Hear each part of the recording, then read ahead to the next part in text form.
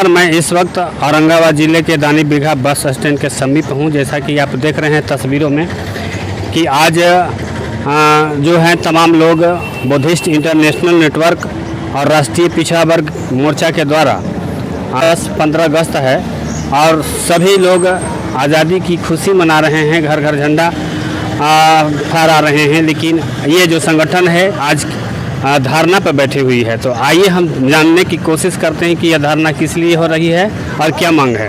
हमारे साथ में बुद्धिस्ट इंटरनेशनल नेटवर्क के राज्य प्रभारी सुमन सिंह हैं। आइए, क्या है आज का क्यों धरना है भाई? आज धरना देने का कारण ये है कि बुद्धिस्ट इंटरनेशनल नेटवर्क और पिछड़ा वर्ग मोर्चा का एक संयुक्त कार्यक्रम है।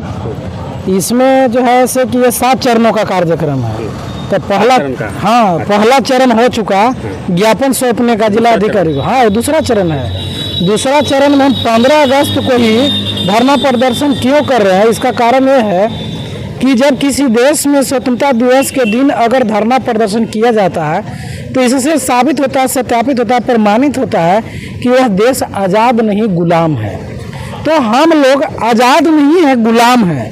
15 अगस्त 1947 के दिन देश आज़ाद नहीं हुआ।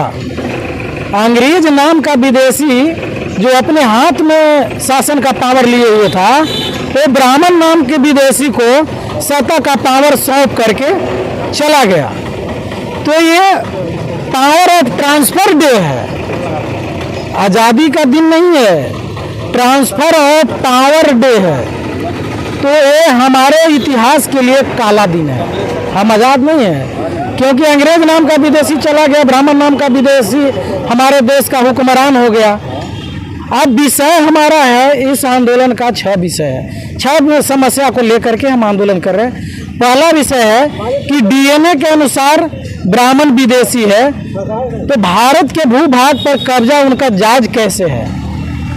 भारत के भूभाग पर उनका कब्जा नहीं होना चाहिए, ये डीएनए से प्रमाणित हो गया है। उताह विश्वविद्यालय के वैज्ञानिक है माइकल बमसाद, उसने यहाँ के लोगों का डीएनए टेस्ट किया और उस डीएनए टेस्ट का शीर्षक रखा genetic evidence on the origins of Indian caste population. उन्होंने बताया कि ब्राह्मण लोगों का डीएनए, ब्राह्मण नहीं, केवल ब्राह्मण मेल फीमेल नहीं, ब्राह्मण पुरुषों का डीएनए यूरेशिया के लोगों से मिलता है। यूरेशिया काला समंदर के पास में है, वेस्ट यूरेशिया के मूल निवासी है ब्राह्मण लोग। ये यामिया प्रजाति के मानव हैं, इनका निवास स्थान वेस्ट यूरेशिया है, यामिया लोग हैं। और उसके बाद में हरियाणा के हिसार के राखी गढ़ी में जो खुदाई हुआ उसमें जो कंकाल निकले, उसमें फीमेल के कंकाल को टेस्ट किया गया।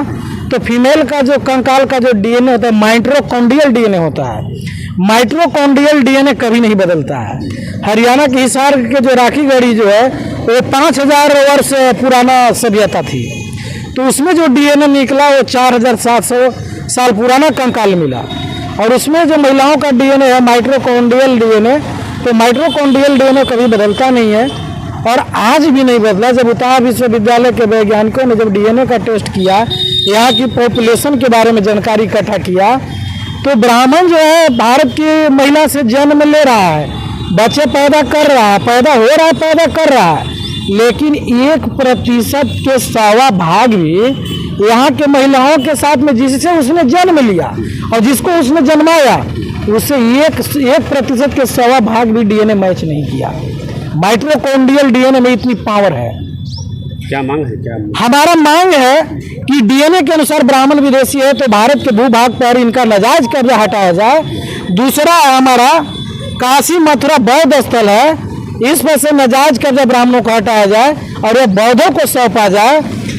तीसरा है साकेत बौद्ध स्थल है, जिसको अयोध्या की राम मंदिर का तमाम मुद्दा इस पर चला और उसको लॉकडाउन में लगा करके और गलत तरीके से उसकी जो बुद्धों का जो अवशेष था बौद्धों का, उसको क्रेशर मशीन में डाल करके तोड़ा गया और बर्बाद किया गया। उस पर आज राम की मंदिर बनवाया जा रहा है, जबकि राम का कोई आर्कियोलॉजिकल, बायोलॉजिकल, हिस्टोरिकल कोई एविडेंस नहीं है, वह काल्पनिक कैरेक्टर है।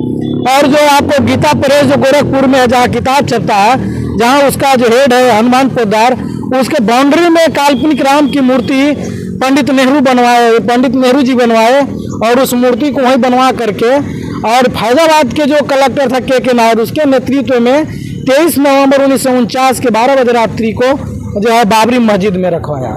जो साकेत बुद्ध विहार है उस पर नाजायज तरीके से कब्जा किए हुए उसको हटाया जाए। चौथा है महाबोधि महाविहार जो बोध गया में है, जिस पर ब्राह्मणों का नाजायज कब्जा है। पंडित क्या बोलता है, मोहनदास करमचंद गांधी के द्वारा पंडित नेहरू ने कहवाया, और पंडित मोहनदास करमचंद गांधी ने कहा कि अगर बौद्ध राष्ट्र ब्रिटिश शासन के हटाने के लिए समर्थन देते हैं तो महाबोधि महाविहार को हम बौद्ध राष्ट्रों को समर्पित करेंगे, बौद्धों को समर्पित करेंगे। आज अंग्रेज नहीं है भारत में, तो पंडित नेहरू ने महाबोधि विहार मंदिर अधिनियम 1949 बना करके, और उसमें 5 गो पुजारी ब्राह्मण रहेगा और 4 पुजारी जो है बौद्धिस्ट रहेंगे, ऐसा कानून बनाया। और उसमें भी क्लोज आपको जो है 10/11 में प्रावधान कर दिया कि कोई भी ब्राह्मण वहाँ जा कर के पिंड दान करेगा, पूजा पाठ करेगा, पूजा अर्चना करेगा, बौद्ध भूमि का उपयोग करेगा, कोई उसको रोक टोक नहीं करेगा। तो हमारी मांग है कि इस पर से उनको कब्जा हटाया जाए, और इस पर 26 नवंबर को हमारा राष्ट्रीय स्तर का बहुत विशाल रैली होने जा रहा है। 5वां है सोमनाथ मंदिर बौद्ध विहार है, और ये इसका ट्रस्ट के मालिक हैं आपको नरेंद्र मोदी जी, जो वर्तमान भारत के वो प्राइम मिनिस्टर हैं। हम लोग उनको नॉमिनेटेड प्राइम मिनिस्टर कहते हैं, और वो ट्रस्ट के मालिक हैं, तो उनको तो ये जो है बौद्धों को सौंप देना चाहिए उचित कार्रवाई करते हुए। सम्राट अशोक ने 84,000 बुद्ध स्तूप बनवाए थे और 84,000 बुद्ध विहार भी बनवाए थे। वो बुद्ध विहार और बुद्ध स्तूप कहाँ चले गए? भारत सरकार को इस पर काम करना चाहिए, उसको जो नष्ट होगा उसको पुनर्जीवित करना चाहिए, उसको उसके ऊपर गार्ड की निगरानी के लिए गार्ड बहाल करना चाहिए।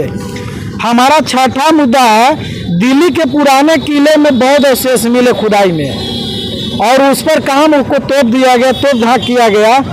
इस पर जो है से कि गजेटियड ऑफ दिल्ली डिस्ट्रिक्ट 1883 से 84 में पृष्ठ संख्या 202 पर स्पष्ट तौर पर लिखा है कि मथुरा रोड के आगे जो किला है जिसे इंद्रप्रस्थ कहा गया, और ये मौर्यकालीन अवशेष सम्राट अशोक के द्वारा बनवाया गया है, इसी को इंद्रप्रस्थ महाभारत कहा करके प्रचार किया जा रहा है। इसको गलत प्रचार पर रोक लगाया जाए, और इसको जो है से कि इसको खुदाई करवा करके उचित कार्रवाई करते हुए बौद्धों को सौंप दिया जाए।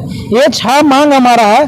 6 मांग को लेकर के हम बुद्धिस्ट इंटरनेशनल नेटवर्क और राष्ट्रीय पिछड़ा वर्ग मोर्चा के द्वारा 7 चरणों में कार्यक्रम चला रहे हैं। ये दूसरा का चरण है। तीसरा चरण हमारा जिला स्तरीय रैली प्रदर्शन है। भारत के 567 जिला में एक साथ 131 राज्य के 567 जिला में चलेगा, और रैली प्रदर्शन हम 22 अगस्त को करने जा रहे हैं। चलिए, तो ये